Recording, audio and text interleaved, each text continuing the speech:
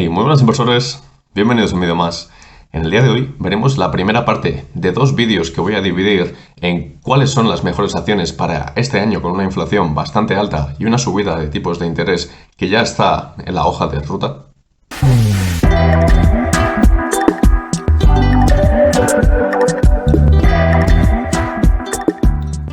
Bien, pues en esta primera parte de estos dos vídeos que ya os digo que vamos a hacer, el próximo lo realizaré para el miércoles de la semana que viene,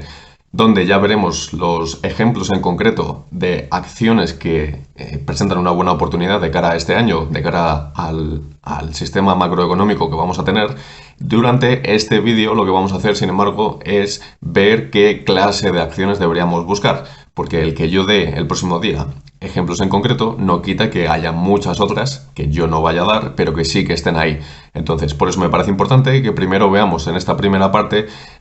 el tipo de acciones que debemos buscar y a qué se dedican esas empresas. También, por otro lado, debemos diferenciar un poco en lo que nos influye la inflación al alza y tener una inflación bastante alta y lo que nos influye el tener unos tipos de interés que están también al alza y que ya tenemos más o menos una hoja de ruta que nos ha dado la Fed durante esta semana. Entonces, en ese sentido, vamos a ver primero la parte de la inflación. La parte de estamos con una inflación muy alta, puede que siga creciendo o puede que decrezca un poco, pero que se mantenga durante todo este año en general bastante alta como dato porcentual. Entonces, en este sentido,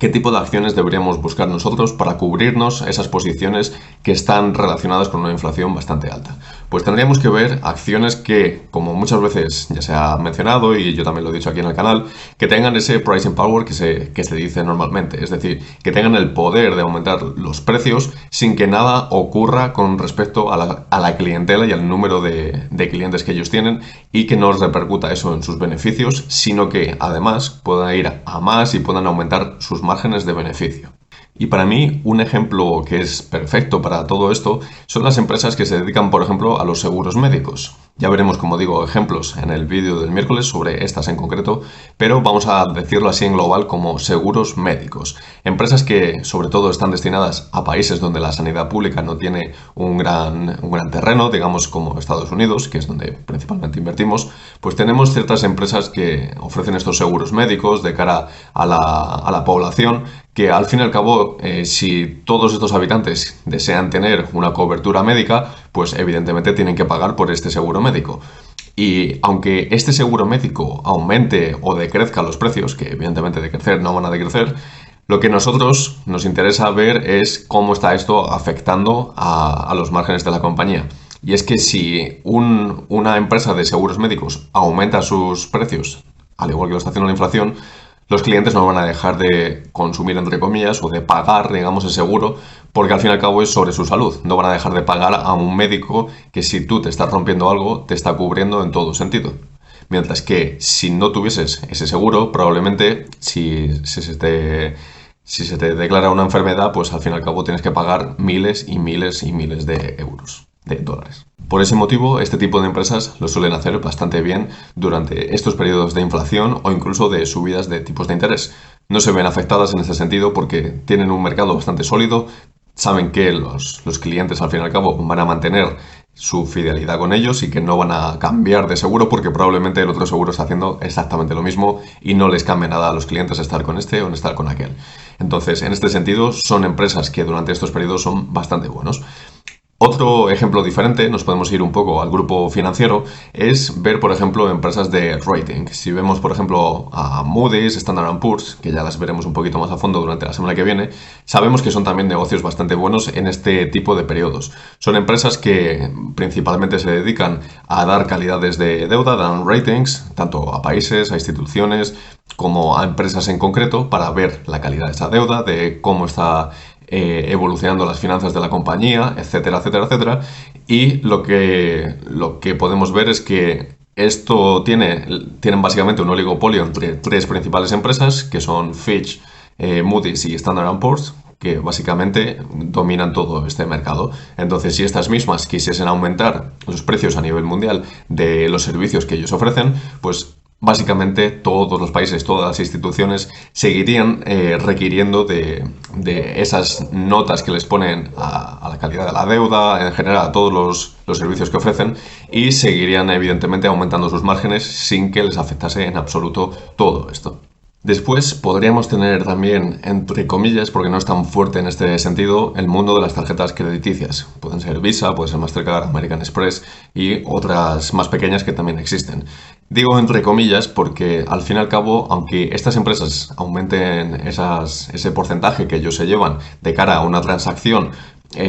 cuando un particular lo hace o cuando cualquier persona realiza una operación en general con su tarjeta bancaria, lo que nosotros estamos viendo es que si ellos aumentan estas tasas, muy probablemente es porque la inflación está al alza y el consumidor en general probablemente va a estar consumiendo un poquito menos y ahorrando un poquito más para evitar evidentemente que se fulminen todos sus ahorros. Entonces, en este sentido puede ser algo contraproducente, porque a priori podríamos decir que sí tienen ese poder de subir los precios, pero viene también en consecuencia de si si los particulares o quien sea están dejando de consumir como lo estaban haciendo antes, porque va a haber una subida de tipos, porque endeudarse en general va a ser más caro y porque todo en general está más caro por la inflación, los particulares en general van a gastar menos, van a hacer menos operaciones y eso se ve repercutido en contra de estas empresas. Entonces los dejaría en un poquito un rango neutral. Y al igual que hemos mencionado algo tan básico como es la salud, las del sector healthcare sobre todo, basados en los seguros médicos, podemos mencionar algo también que es fundamental para todos nosotros, que es al fin y al cabo comer y beber, es decir, los supermercados. Si nosotros nos fijamos en los márgenes de los supermercados, veremos que son siempre bastante bajos, pero que tienen unos ingresos muy, muy altos. De esta forma, veremos cómo si estos supermercados son capaces de pasar la inflación directamente al consumidor, veremos cómo sus márgenes van a salir beneficiados, porque al fin y al cabo las personas no van a dejar de comer, no van a dejar de ir al supermercado para hacer la compra semanal, mensual o como la hagan. Entonces, en ese sentido, pueden ser algo bastante que se beneficien bastante siempre y cuando pasemos la inflación al consumidor.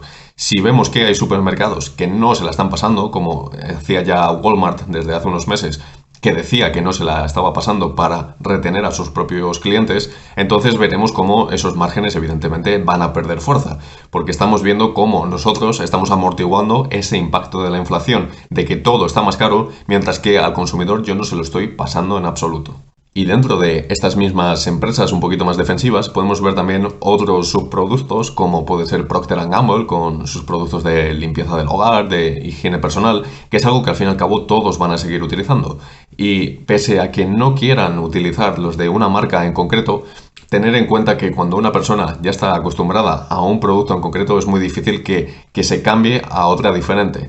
Y si están bebiendo Coca-Cola, por ejemplo, no van a empezar a beber Pepsi. Pero sí que podemos ver cómo esa marca, esa fuerza de la marca puede atraer a los consumidores por mucho que éstas estén subiendo el precio. Y que al fin y al cabo se considera, entre comillas, algo necesario porque al fin y al cabo está entrando en terreno de higiene personal, higiene de la casa, higiene doméstica, digamos, comida, bebida, etcétera. Es algo que todos hacemos al fin y al cabo y es algo que va a hacer que consuman todas estas marcas y que aunque suban estos precios, como digo, no pasará absolutamente nada. Y luego, por último, vamos a mencionar otros dos sectores un poquito particulares en este sentido, porque además están viendo beneficiados en este año en concreto, pero no siempre ha sido así. Podríamos ver, por ejemplo, sobre todo al sector de la energía, de cómo se está beneficiando de estos precios al alza debido también a otras tensiones y otros tipos de crisis que están existiendo actualmente en el mundo. Entonces, en este sentido podemos ver cómo el petróleo se dispara, cómo el gas natural se dispara, muchas otras materias primas en general suben demasiado. En este sentido, se están viendo beneficiadas en el corto plazo todas estas empresas, pero yo siempre os he dicho que en el medio largo plazo son empresas que no me quedaría en absoluto en ellas. Son empresas que tienen muchísima